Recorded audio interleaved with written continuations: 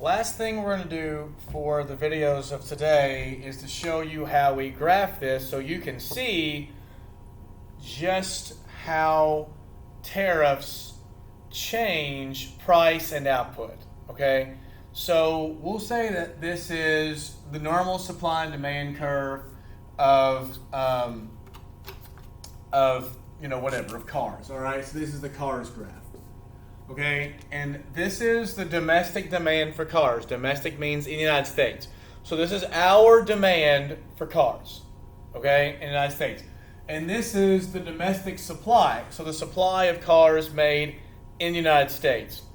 So if we had a closed off economy and here was our demand for all cars and here was the domestic supply of all cars, here would be how many cars would be produced, and here would be what the price of the car is. Okay, so everyone should understand that.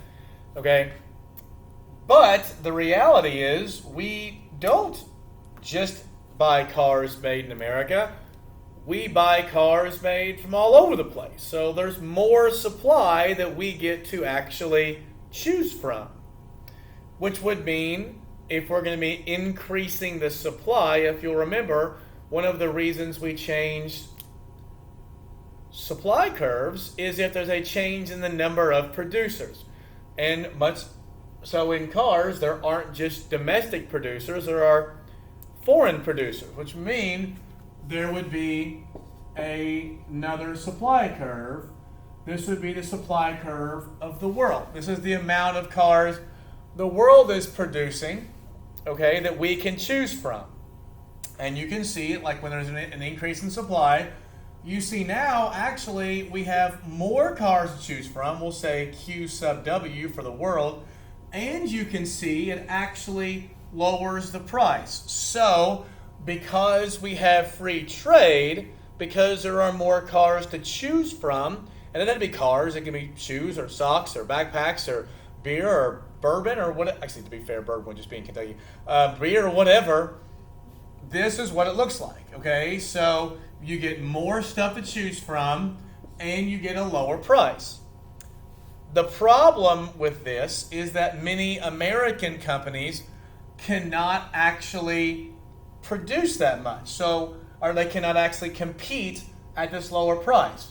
So you can see that if this was the actual price, the price of the world, this, where the new price hits the supply curve of the domestic, this would be the quantity of the domestic when we have world. So what ends up happening is we would produce this much at Q sub D, but when the world is producing at a lower price, this area between here, this is how much America is going to import.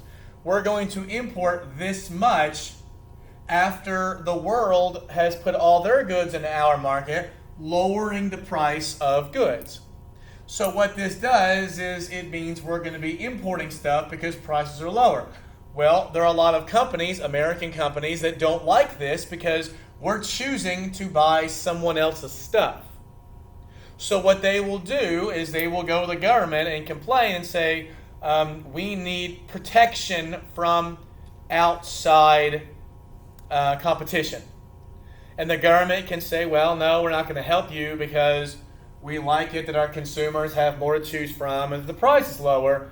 Or they might say, yeah, we want to protect the American industry, so we'll either put a tariff on there or a quota or an embargo. An embargo would be like right here, like no trade with outside countries.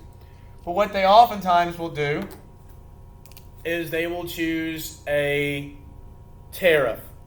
And as you know from the two previous videos, a tariff is a tax on imported goods, which means that's an input cost that companies are having to put in there that they're passing on to their consumers. And as you know, an increase in input costs decreases the supply curve, shifting to the left. So that will push our supply curve like this. We'll call it supply tariff. And what that does is it decreases the amount of goods that can be bought. And what it also does is it increases price. So what the tariff has done, yes, it's helping some domestic industries, but it's also having us have higher prices and less stuff that we can buy. The funny part about it is it does help some American industries, the industries that are getting help by the tariff. However, there are other industries that have nothing to do with the tariff that end up being hurt because Americans are paying, you can see, more money for this good. It's being passed on to the consumer, so we're paying more money, which means we have less money to go buy other stuff. So, for example, one thing our government did last year was we put taxes on steel. And what that did was it raised the price of goods made with steel. Well, that helped save some steel jobs, but it also ended up making everything else that we wanted to buy. We have less money because we're putting more money into our steel. Now, you might think, well, what's the big deal, right? The prices went up 10%.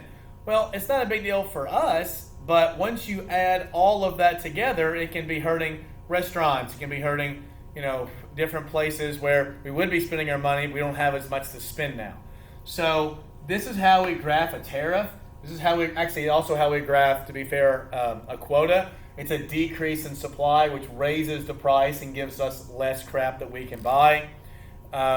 It does protect some American businesses. It hurts other businesses. It hurts consumers. So tomorrow and the next day, I'll be giving you videos on the arguments for protectionism and then the arguments for free trade. And this is going to be part of it. Okay?